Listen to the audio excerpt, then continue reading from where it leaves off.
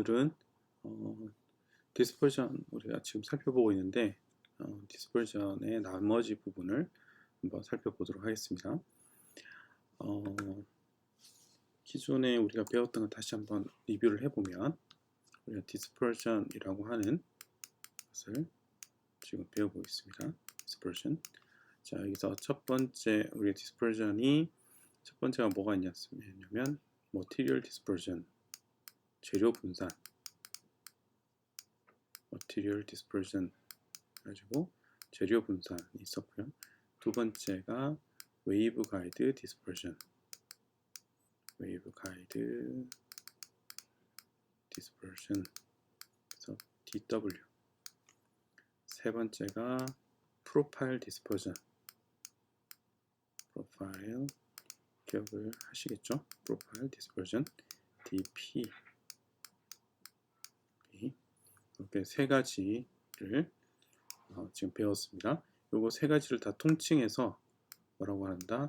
chromatic dispersion이라고 그런다. chromatic dispersion, DCH dispersion. 그래서 엄밀히 따지면 이건 이제 dispersion coefficient고요. 단위 길이당 얼마나 펄스가 퍼지는가, 이것은 dispersion coefficient에다가 델타 람다, 파장에 입사되는 빛의 파장 선폭을 곱해준 것과 같다, 이렇게 했었죠. 이게 이제 dispersion이 되겠습니다. 자, 이어서 이제 오늘은 이제 polarization dispersion 하고요. 그 다음에 self phase modulation dispersion 두 가지를 한번 배워보도록 하겠습니다. 잠깐 치우고요.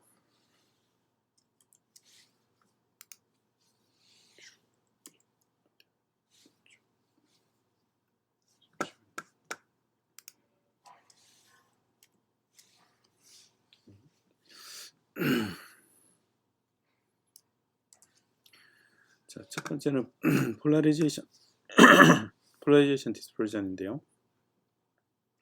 우리가 dispersion이라고 하면 지금 chromatic dispersion 같은 경우는 각각의 파장, 입력되는 빛의 파장이 속도가 서로 다른 것을 이제 chromatic dispersion입니다. 근데 polarization dispersion은 동일한 파장이라 하더라도 서로 평광 상태가 달라서 속도의 변화가 생기는 것을 의미합니다.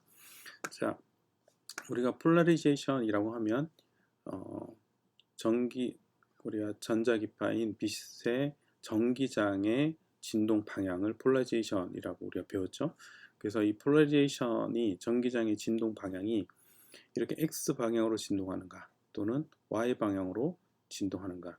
그래서 X 방향으로 수평하게 진동하냐 또는 이렇게 수직하게 진동하냐에 따라서 광섬유를 진행을 해갈 때 이 광섬유가 완전한 타원 또 굴절률이 모든 분포에서 동일하다고 가정을 하면 이런 것이 안 생기겠지만 광섬유를 제작을 하다 보면은 완전한 그 원형, 아이디얼한 이상적인 원형이 안 되고 약간의 타원형으로 만들어집니다. 물론 사람의 눈으로 관측이 거의 불가능할 정도로 아주 작은 어떤 구조적인 왜곡인데, 이것은 빛은 아주 크게 느낀다는 거죠.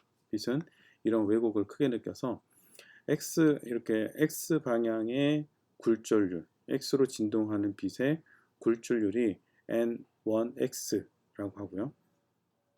이쪽에 Y축으로 진동하는 빛의 굴절률이 N1Y라고 서로 굴절률이 다른 거죠.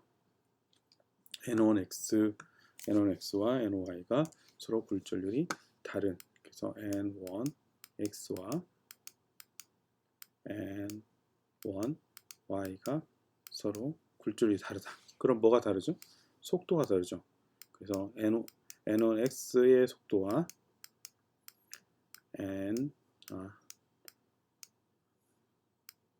Y의 속도가 서로 달라집니다. 그래서 속도가 다르니까 여기서 위상의 변화가 있고요.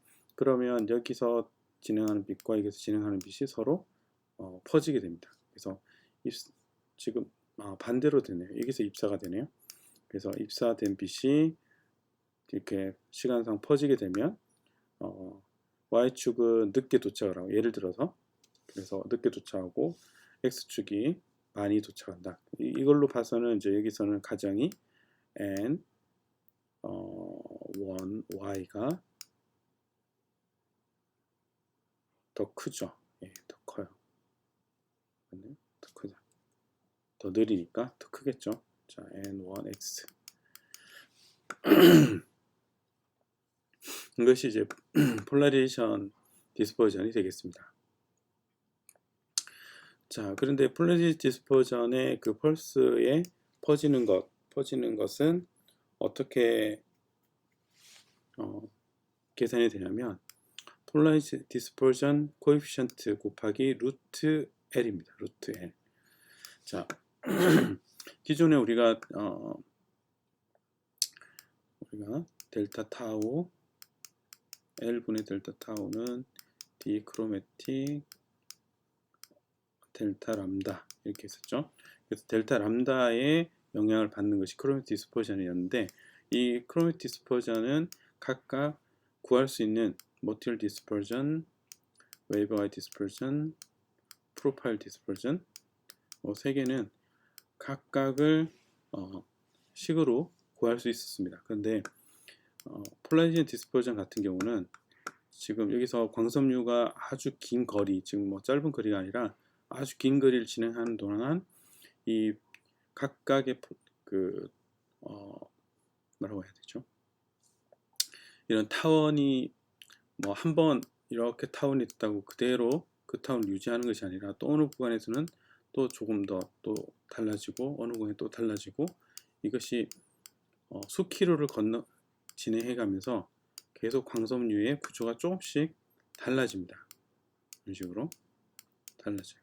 그래서 이거를 경험해 갈 때 여기서는 X축, Y축이었는데 여기서는 또 이 축이 달라지고 조금 틀어지고 여기 또 틀어지고 이것을 빛이 다 경험하는 것이기 때문에 이것을 폴라리제이션 디스퍼전 같은 경우는 평균을 해줍니다. 에버리지. 이런 그 디스퍼전을 경험할 때 평균적인 에버리지를 해줍니다. 그래서 이 폴라리제이션 디스퍼전 코에피션트 같은 경우는 이 광섬유의 폴라리제이션 디스퍼전은 광섬유가 만들어지면 계산적으로 예측할 수 있는 값이 아니라 포설을 했을 때 광섬유가 어느 필드에 포설이 된 후에 그것을 장비를 통해서 폴라리제이션 디스퍼전 코에피션트를 역산해서 구해집니다. 그래서 이제 일반적으로 폴라리제이션 디스퍼전이 0.1에서 0.5 피코 세컨드 나노미터 인버스 킬로미터 마이너스 2분의 1이 되고요. 여기서 루트 L이 된 것은 이것을 이제 평균으로 계산하다 보니까 이 디스퍼전을 평균적으로 계산하다 보니까 여기에 킬로미터의 루트가 씌워집니다. 이제 그것을 감안해서 길이가 루트 L에 비례해서 이렇게 달라지는 것을 알 수가 있습니다. 어찌됐건 이제 폴라리제이션 디스퍼전은 광섬유가 포설된 후에 그 디스퍼전을 측정을 할 수 있고, 그렇게 얻어진 디스퍼전을 가지고 루트 L을 입력을 해서 델타 람다를 구할 수 있다. 이렇게 기억을 하시면 되겠습니다. 자, 그런데 폴라리제이션 디스퍼전은 크로매틱 디스퍼전보다 많이 작습니다. 폴라리제이션 디스퍼전은 PMD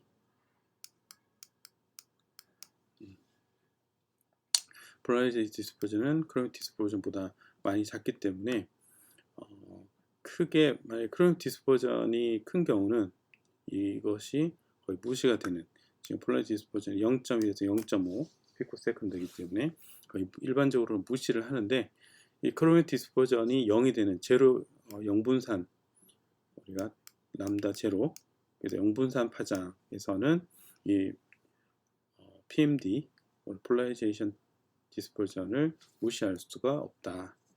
이것이 되죠.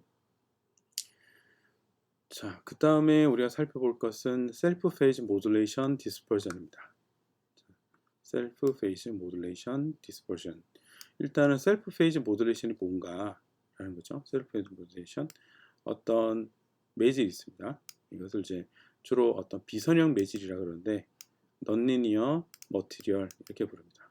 주로 이제 크리스탈, 우리가 그 석영 유리라든지 어떤 크리스탈로 만들어진 어떤 특정한 구조를 가진 크리스탈이 이런 넌리니어 머티리얼로 많이 사용이 되는데, 이런 머티리얼에 빛이 입력이 되는 거예요.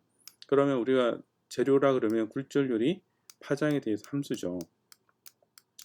이것은 알고 있었는데 이런 넌리니어 머티리얼 중에 특정한 머티리얼은 굴절율이 입사되는 빛의 인텐시티에 의해서 바뀌는 경우가 있습니다. 그래서 들어오는 빛이 인텐시티가 세면, 예를 들어서 이런 빛이 들어와요. 이런 빛이 들어오면 인텐시티가 센 곳의 굴절율과 약한 곳의 굴절율이 서로 달라집니다. 그러면서 여기서 이제 셀프 페이즈 모듈레이션을 그러는데, 빛이 센 곳에는 굴절율이 높겠죠. 그러니까 센 곳에 더 빨리 진행을 하고 낮은 곳은 더 느리게 진행을 하는 거죠. 그래서 일렉트리컬 필드로 보면 우리가 기억하나요? 파장이 어떻게 됐죠? 우리가 공기 중의 파장의 n이었죠. 그래서 파장이 증가되면 어떤 매질 굴절률에 매질에 들어오면 굴절률이 증가가 되면 파장이 짧아졌습니다.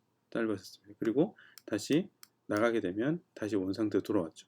그래서 굴절이 높으면 파장이 짧아져요.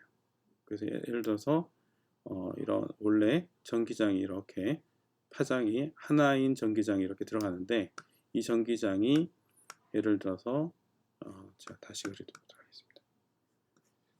이거를 다시 그리면, 예를 들어서 이거 다시 그리고 이렇게 안 그리고, 그래서 세기가 이렇게 달라진다. 그런데 이게 일렉트릭 필드가 인텐시티니까 일렉트릭 필드가 이렇게 진동을 하겠죠. 이렇게 눈빛이 들어와요. 그러면 인텐시티가 센 곳에는 굴절이 높고 인텐시티가 약한 곳에는 굴절이 낮죠. 그러면 여기서는 더 파장이 짧아집니다. 여기서는 중심에서 파장이 짧아지고 옆에서는 파장이 길어지죠. 그래서 예를 들어서 중앙에서만 이렇게고 옆에서는 이렇게. 그래서 좀 그림이 좀 이상한데, 중앙에서는 아주 파장이 짧아져서 이렇게 나오고 옆으로 오면 천천히 진동하는. 원래 그 같은 주파수, 같은 그 파장을 가지고 들어왔다 하더라도 이 매질에서는 그 세기가 센 부분에서는 더 많이 그 주기가 파장이 짧아지고, 양쪽에 파장이 광세기가 약한 곳은 파장이 더 길고, 이렇게 해서 이것을 셀프 페이즈 모듈레이션이라고 합니다. 셀프 페이즈 모듈레이션. 자, 이것이 이제 일반적인데, 여기서는 이제 다른 관점으로 보는 거예요. 뭐냐면 디스퍼전의 관점. 그래서 굴절이 높으면 파장이 짧아지기도 하는데 어떻게 하면 속도가 더 빠르죠. 그래서 그 여기 인텐시티가 높은 부분에서는 굴절이 높기 때문에 속도가 빠르고, 인텐시티가 약한 부분에서는 속도가 느리게 되는, 여기서의 속도와 여기서의 속도가 서로 다르다. 그렇기 때문에 뭐가 생긴다? 분산이 생기는 것이 셀프 페이즈 모듈레이션 디스퍼전이 되겠습니다. 자, 그래서 이런 넌리니어 재료, 그 비선형 재료의 굴절률은 이렇게 표현할 수 있습니다. n 프라임은 n 플러스 ci, i는 인텐시티고요. 들어온 빛의 인텐시티, c는 컨스탄트, 상수가 되고요. 그래서 만약에 이걸 가지고 디스퍼전을 구하면 1분의 델타 타우, 그래서 단위 길이당 얼마만큼 펄스가 퍼지는가는 c 빛의 속도분의 상수 c 델타 i. 델타 i는 여기 미니멈에서부터 맥시멈까지, 그래서 초기 미니멈부터 맥시멈까지를 이렇게 잡았을 때, 여기서 미니멈이라고 하는 것은 이렇게 보시면 돼요. 셀프 페이지 모듈레이션이 일어나려면 최소한 얼마 이상의 빛이 인텐시티가 돼야 셀프 페이지 모듈레이션이 일어납니다. 굴절류 변화가 일어납니다. 그래서 그 미니멈을 뜻하는 거예요.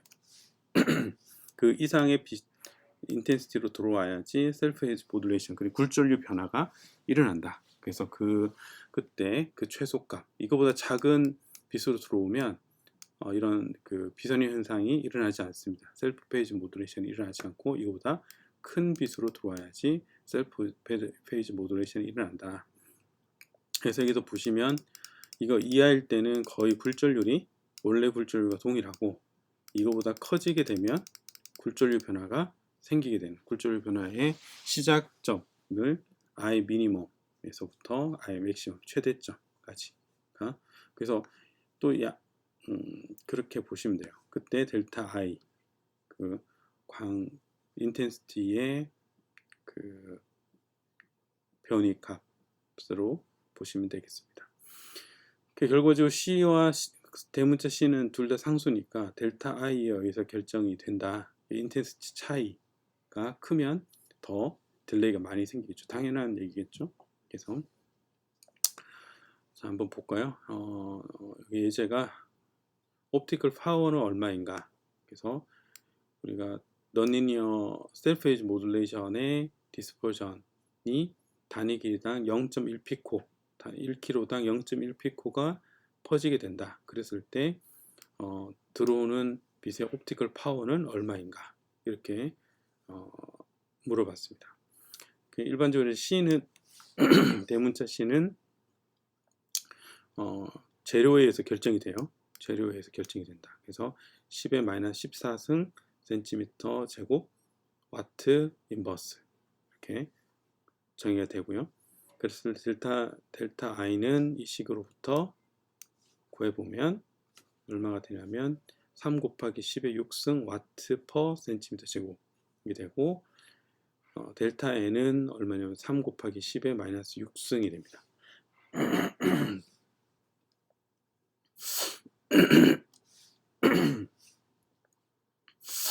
3 곱하기 10의 마이너스 6승.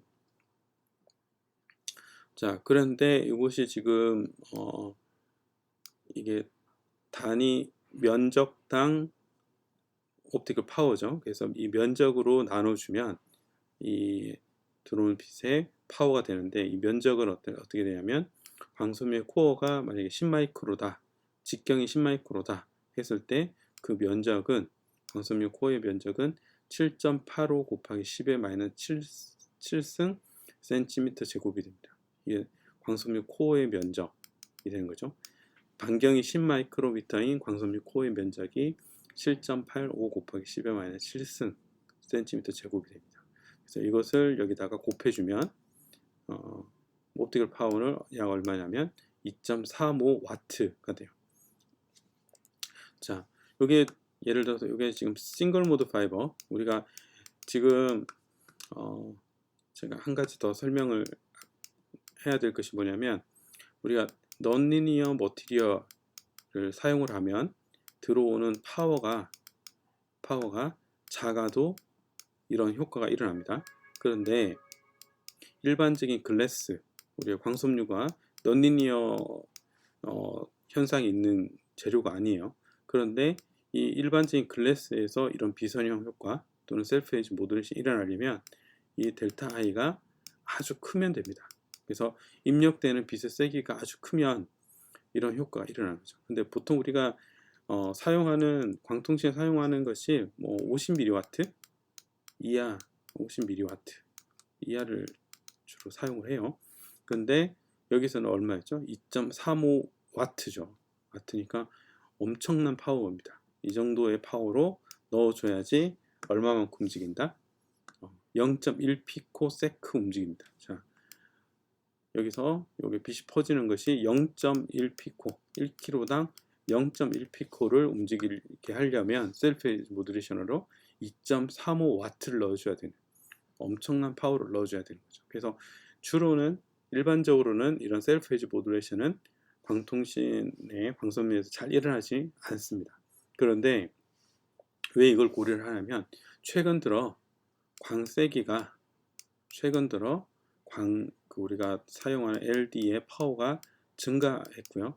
또 광을 증폭해주는 증폭기가 또 성능이 좋아졌습니다. 그래서 광의 세기가 세지면서 이런 셀프 페이즈 모듈레이션 디스퍼전을 일부 고려해야 되는 지점들이 생기게 되는 거죠. 그래서 이런 것들이 있다 생각 기억하시면 되는데, 여기서도 많은 경우에는 이 디스퍼전, 셀프 페이즈 모듈레이션 디스퍼전은 아주 작다, less than other dispersion, 다른 디스퍼전 메커니즘보다 아주 작은 효과로 나타난다. 그래서 거의 무시를 해도 된다라는 거죠. 자, 머티리얼 디스퍼전, 웨이브가이드 디스퍼전이 주로 많이 일어나고요. 싱글 모드인 경우, 멀티 모드인 경우는 멀티 모드 디스퍼전이 인터 모드 디스퍼전이 가장 크죠. 근데 싱글 모드인 경우는 이제 머티리얼 디스퍼전, 웨이브가이드 디스퍼전이 그다음 크고요. 그리고 프로파일 디스퍼전은 이 두 개에 비해서 작습니다. 그 다음에 또 폴라리티 디스퍼전도 이것들에 비해서 또 작습니다. 또 그 다음에는 셀프 페이즈 모듈레이션은 그 다음으로 작은 거죠. 그래서 일반적으로는 크로믹 디스퍼전에서 웨이브가이드 디스퍼전, 머티리얼 디스퍼전을 많이 다뤄요. 나머지는 거의 무시를 하는 것으로 이해를 하시면 되겠습니다. 그래서 이것들을 알려주는 이유는 이런 것들이 아주 미세하지만 이런 것들이 있다. 그러면 여러분들이 이것들을 나중에 우리가 이제 광기술 공학이니까 이런 것들을 이해하는 것은 그냥 이런 게 있다라고 아는 것이 아니라 나중에 이걸 가지고 그럼 셀프 페이즈 모듈레이션이 이런 게 발생하는데 그럼 이걸 가지고 내가 어떤 새로운 것들을 개발할 수 있을까를 고민할 수 있도록 이렇게 알려준다고 생각하시면 되겠습니다. 자, 그 다음에 이제 넌제로 디스퍼전 시프티드 5인데요. 이것도 좀 스토리를 좀 얘기를 해야 될 것 같습니다. 자, 우리가 여러분 들어보셨을지 모르겠는데 웨이브랭스 디비전 멀티플렉싱이라고 하는 게 있습니다. 웨이브랭스 디비전 멀티플렉싱 WDM이라고 해요. 지금 우리가 사용하는 광통신 시스템, 일반적으로 깔려 있는 광통신 시스템은 많은 부분 WDM 시스템으로 깔려 있습니다. 정보의 양을 크게 하기 위해서 우리가 광섬유를 사용했죠. 구리선보다 훨씬 더 얇은데 그 한 가닥에 구리선보다 수천 배 이상의 정보를 실어서 보낼 수 있다. 이것이 됐어요. 근데 이 정보의 양이 전 세계적으로 묶이면서 정보의 양이 더 극대화됐습니다. 더 많이 되면서 이 하나의 광섬유에 보낼 수 있는 정보의 양이 한정이 되어 있는 거죠. 그래서 어떻게 하면 여기다가 우리가 다음에 기회가 있을 거예요. WDM을 설명할 기회가. 간단하게 설명을 드리면, 자, 하나의 가닥에 파장이 서로 다른 람다 1, 람다 2, 람다 3, 람다 4, 람다 5, 자, 5개의 파장이 서로 다르게 들어오면 이 파장은 광섬유 광이 서로 간섭하지 않고 진행을 합니다. 자, 진행을 해서 이것들이 람다 1, 람다 2, 람다 3 이렇게 해서 람다 5까지 진행을 합니다. 그래서 어느 구간에 가면 람다 2를 빼서 보내주고, 어느 구간에 가면 람다 1을 빼고, 어느 구간에 가면 람다 5를 빼고, 이런 식으로 각각을 원하는 이제 도착 지점으로 보내주는 거죠. 그래서 하나의 광섬유에 여러 개의 파장을 나눠서 보내준다. 이것을 웨이브랭스, 파장을 디비전, 나눠서 멀티플렉싱, 이렇게 묶어주는 하나의 광섬유로 멀티플렉싱, 여러 개의 채널을 묶어준다. 이런 뜻입니다. 그래서 웨이브랭스 디비전 멀티플렉싱, 그래서 WDM 이라는 방식을 사용을 합니다. 이렇게 보내주면 지금은 채널 지금 5개 채널인데 보통 100개 이상의 채널을 나눠서 보내주기도 합니다. 그러면서 파장을 아주 짧게 쪼개면서 정보의 양을, 그래서 각각의 파장이 하나의 채널, 우리가 라디오 방송이라 그러면 하나의 주파수로 보시면 돼요. 아니면 TV 채널, 뭐 KBS, MBC 이런 식으로 하나의 채널이 정보의 채널이 된다. 그러면은 이 채널 수를 늘리면 하나의 기존에 깔려 있는 광통신망에서 파장의 채널 수를 늘리면 그 무한대로 채널을 늘리는 만큼 늘릴 수 있는 거죠. 자, 이렇게 하다 보니까 발생한 것이 있어요. 뭐가 생기냐면 포웨이브 믹싱 해서 크로스톡이라고 하는 게 발생합니다. 크로스톡. 자, 포웨이브 믹싱도 좀 어려운 건데 이것도 넌리니어, 이거 넌리니어 이게 비선형이란 뜻이에요. 넌리니어 이펙트, 네, 비선형 효과입니다. 자, 이게 어떤 효과냐면 광섬유가 있어요. 재미있습니다. 이게 지금 파장이 하나의 파장, 이게 하나의 파장으로 입사가 돼요. 입사가 되는데 광섬유에 우리가 광의 세기가 커졌다 그랬죠. 광의 세기가 아주 커지면서 이게 광의 세기가 커지지 않으면 일어나지 않는 건데 요새 광원의 세기가 커지면서 이런 효과들이 일어납니다. 자, 그리고 광섬유로 진행을 하는데 조건이 있습니다. 조건이 이 파장이 여기에 파장, 여기가 람다 제로로 합시다. 여기가 입사되는 빛의 파장이 람다가 거의 어디 디스퍼전이 크로매틱 디스퍼전이 0에 가까운 영분산 파장의 근처로 입력이 되면, 이게 조건이에요. 입력이 되면 비선형 효과가 넌리니어 이펙트가 극대화됩니다. 극대화돼요. 넌리니어 효과가 극대화된다. 그러면 일반 광섬유도 파워가 그렇게 크지 않아도 비선형 효과가 발생합니다. 어떤 비선형 효과가 발생하냐면 이 경우에 우리 디스퍼전 기억나나요? 이게 파장이 있고 여기가 이렇게 있는데 이렇게 생겼죠. 여기가 영분산 파장이죠. 디스퍼전이 0이 되는 영분산 파장, 여기 근처로 입사가 되면 어떤 효과가 발생하냐, 이 파장이 이런 식으로 발생합니다. 여기가 원래 파장이었고요. 원래 파장에서 이만큼이었는데 일부 빛이 어디로 가냐면 옆에 다른 파장으로 이동합니다. 여기가 람다 제로라 그러면 여기가 람다 1, 람다 2. 자, 여기는 광 세기가 옆으로 이동해서 새로운 파장의 빛을 만들어냅니다. 새로운 파장의 빛을 만들어내요. 그러면 원래 람다 제로라고 하는 광의 세기, 광의 채널로 정보를 줬는데 이게 일부가 어디로 가냐면 옆에 있는 채널로 세기가 전달이 됩니다. 그러면서 원래 예를 들어서 람다 2에 원래 람다 2로 가는 채널이 있었겠죠. 여기 WDM에서 람다 2로 가는 채널이 있었고 또 람다 1으로도 채널이 있었는데 여기서 정보가 여기로 가는 거예요. 그러니까 람다 제로에 있는 정보가 람다 1, 또 람다 2로 갑니다. 그럼 어떻게 될까요? 람다 2에 원래 가지고 있는 어떤 정보, 그리고 람다 제로가 가지고 있는 정보가 서로 믹싱이 됩니다. 믹싱이 돼요. 그럼 어떻게 보실 수 있냐면 그런 거 있죠. TV, 여러분 뭐 요새는 그러지 않는데 TV가 있으면 옆에 채널과 간섭이 있어서 어떤 TV 화면이 나오면서 또 다른 채널의 것이 일부 이렇게 겹쳐서 나오는 거와 비슷한 효과가 만들어집니다. 이것을 뭐라고 하냐면 크로스톡이라고 해요. 크로스톡. 이게 크로스가 이렇게 뭐라고 하죠? 엇갈리는 거죠. 엇갈려서 얘기를 한다. 이 톡은 어떤 뜻이냐면 정보가 여기 있는 것이 여기로 전달됐다. 크로스톡이라고 합니다. 크로스톡. 이런 크로스톡이 발생한다. 이걸 포웨이브 믹싱 효과 때문에 결과적으로 크로스톡이라는 것이 발생을 하는 거죠.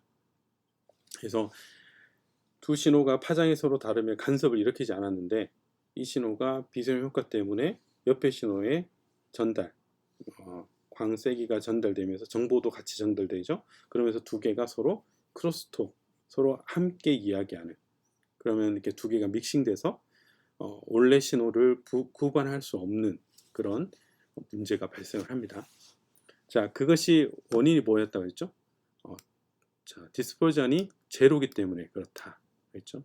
그래서 디스퍼전이 제로가 아닌 디스퍼전이 제로가 아닌 것이 필요하고 그래서 우리가 보통 그 사용하는 WM 사용하는 것이 1525에서 1620이거든요. 그래서 1525에서 1620 나노미터 안에 이렇게 디스퍼전이 0이 아닌 것을 합니다. 자, 이걸 제가 설명하기 전에 다른 거 설명했어야 되는데 자, 일단 이걸 기억을 하시고요. 먼저 설명해야 될 걸 지금 설명을 드리도록 하겠습니다. 그래서 우리가 지금 앞에서 우리가 살펴봤을 때 싱글 모드 파이버가 어떻게 했냐면 1310 예를 들어 1310 나노미터에서 영분산 파장이었습니다. 자, 그런데 우리가 그 광섬유의 광손실을 보면 쭉 가서 이렇게 튀어나왔다가 이렇게 올라가요.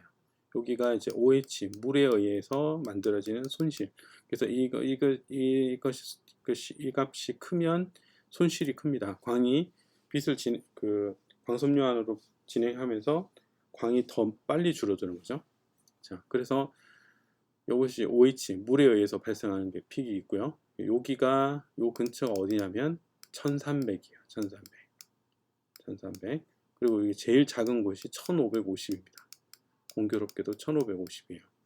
자, 그런데 영분산, 우리가 분산이 제로면 빛이 퍼지지 않고 광세기가 그 손실이 제로인 제로인 파장에서는 손실이 많이 안 생기겠죠. 근데 보니까 분산이 제로인 곳에서는 손실이 일부 있고요. 손실이 제로인 곳은 분산이 여기 1550에서는 분산이 이만큼 있습니다. 약 한 16 피코세컨드 정도 있어요. 16 피코세컨드 나노미터 킬로미터 정도 있습니다. 일반적으로 이 정도 있어요. 자, 그래서 이것을 제로로 만들고 싶어요. 제로로.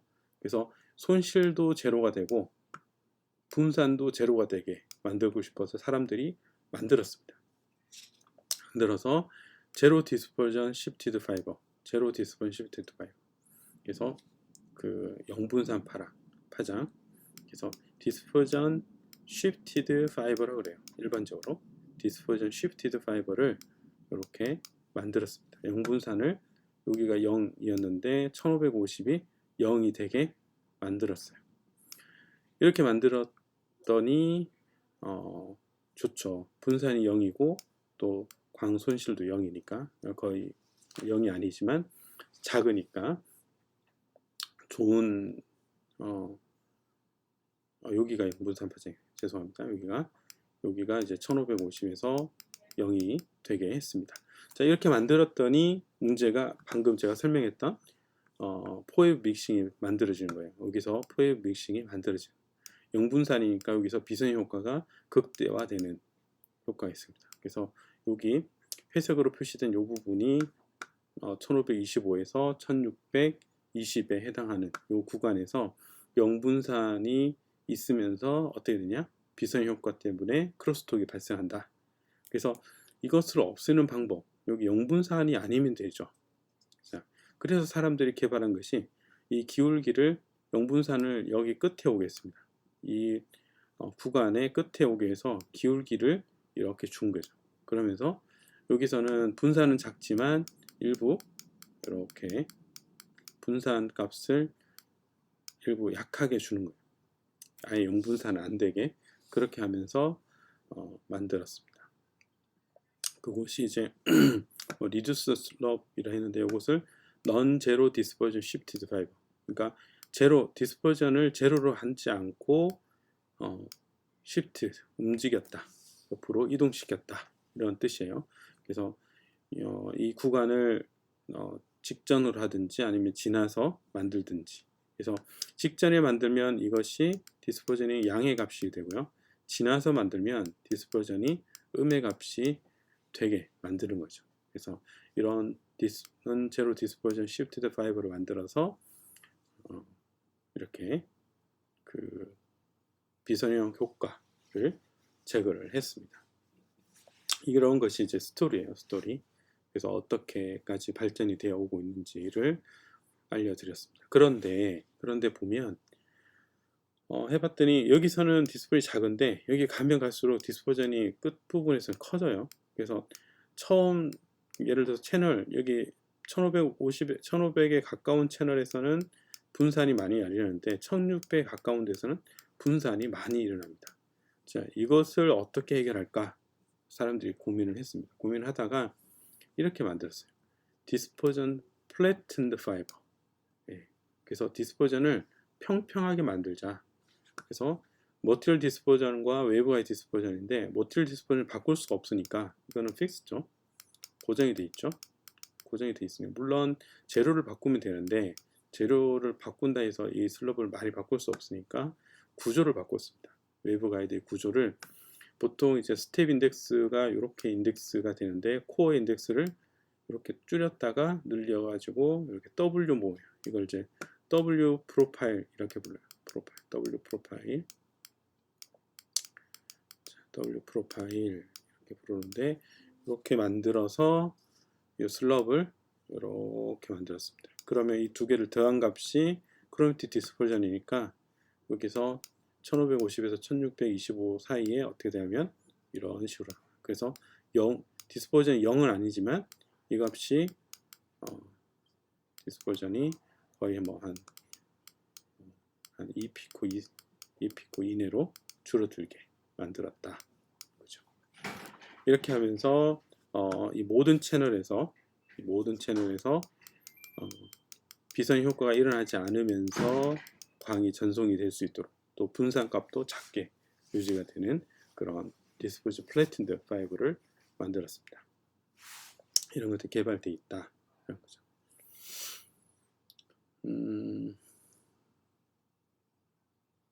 네. 이거는 이제 그 아까 살펴봤던 넌제로 디스퍼전 시프티드 파이버가 여기 있는 거죠. 여기 인덱스 프로파일이 어떻게 생겼냐면 이렇게 생겼습니다. 특이하죠. 이 삼각형 이게 뿔 모양으로 이렇게 만들었어요. 그래서 그 사실 광섬유를 만들 때 이런 프로파일을 만드는 것이 쉽지는 않습니다. 쉽지 않은데 네, 이렇게 프로파일을 바꿔주면 디스퍼전을 바꿀 수 있다. 인덱스 프로파일을 디자인을 해서 그걸 바꿔주면 만들 수 있다. 이 정도로 이해를 하시면 되겠습니다. 자, 그러면 이제 그 통신을 사용하는 일반적인 그 상용화된 광섬유를 좀 살펴보면요. 우리가 이제 지금까지 배웠던 얘기들을 좀 다 정리를 한다고 보시면 돼요. 자, 스탠다드 싱글 모드 파이버가 있는데요. 여기서 뒤에 보시면 ITUT G652가 있고 또 ITUT G655, ITUT G656 이런 게 있죠.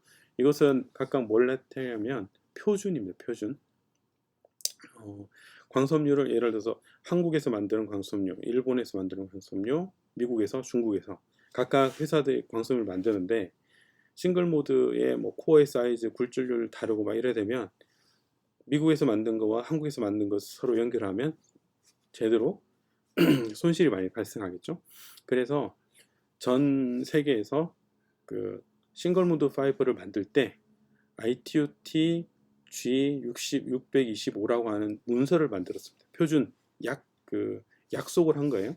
광섬유의 사이즈는 얼마로 하고 광섬유의 굴절률은 어떻게 하고 디스퍼전은 어떻게 하고 그래서 거기서 만들어진 모든 그 약속을 다 지켜야지 제품으로 팔 수 있다. 이렇게 약속을 한 겁니다. 그걸 이제 표준이라 그래요. 그래서 표준화 작업을 한 거죠. 그래서 싱글 모드 파이버에 대한 표준이 있고요. 그다음 넌 제로 디스퍼전 시프티드 파이버에 대한 표준, 넌 제로 디스퍼전 시프티드 파이버에 대한 또 다른 표준이 있습니다. 자, 그래서 보시면 먼저 싱글 모드 파이버가 어떤 기준이냐면 크로매틱 디스퍼전은 1550에서 17 피코세컨드 나노미터 인버스 킬로미터 인버스여야 된다. 그리고 슬럽은 0.093보다 작아야 된다. 이거보다 크면 이 표준이 맞지 않기 때문에 시장에 나올 수가 없습니다. 그리고 그 폴라리제이션 디스퍼전은 0.5보다 작아야 되고요.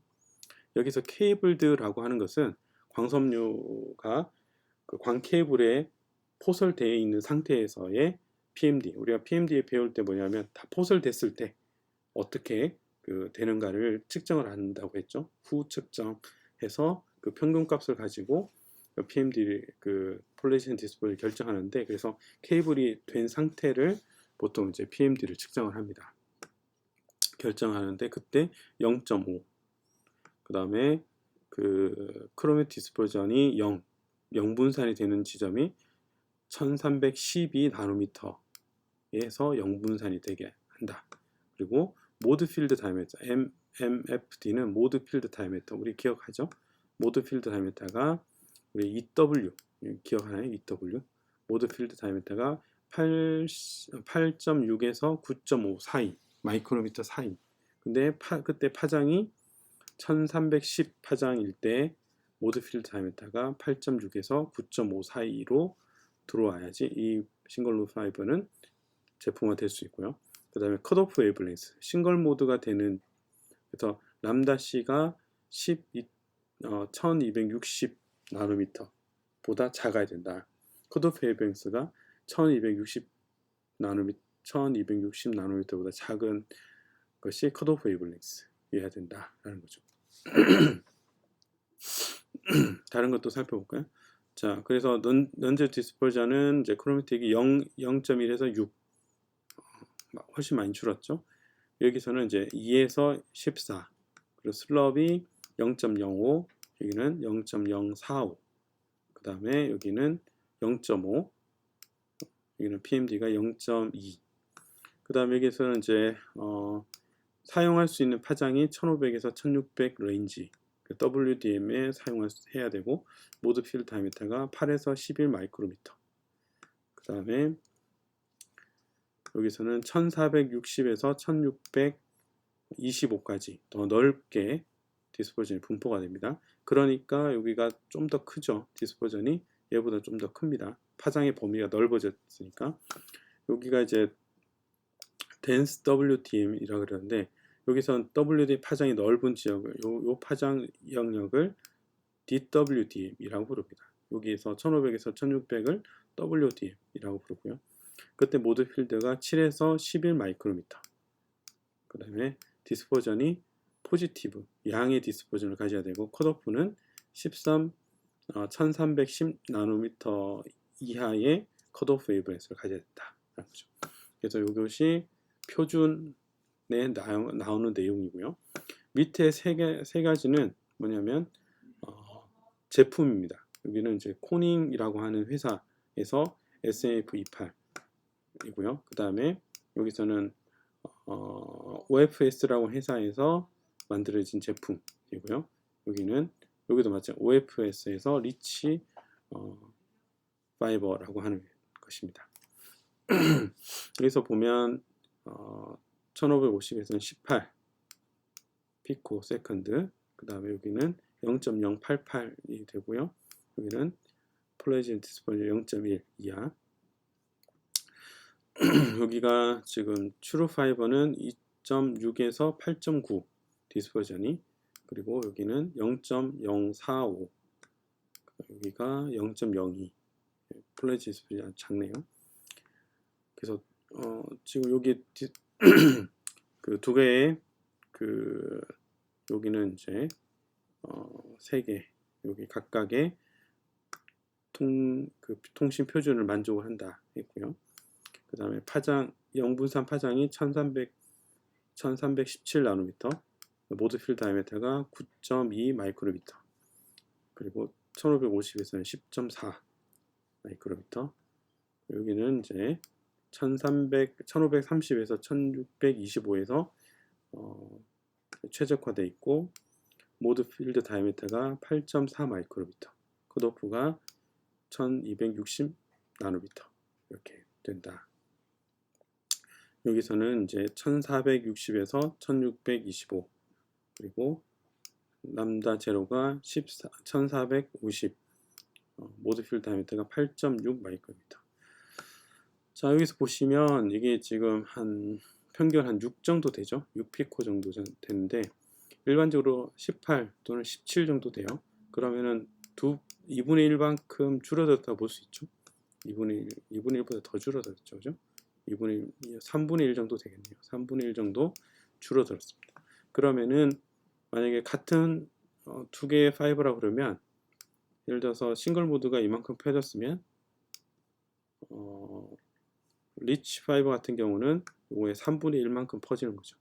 3분의 1만큼 퍼져서 더 많은 길이를 통신을 할 수 있는 것이 되겠습니다. 자, 이건 이제 같은 내용인데 이것은 이제 책에 있는 테이블을 제가 가져와서 정리를 했습니다. 마지막으로 한 가지만 더 살펴보고 마치겠습니다. 그래서 우리가 그 디스퍼전을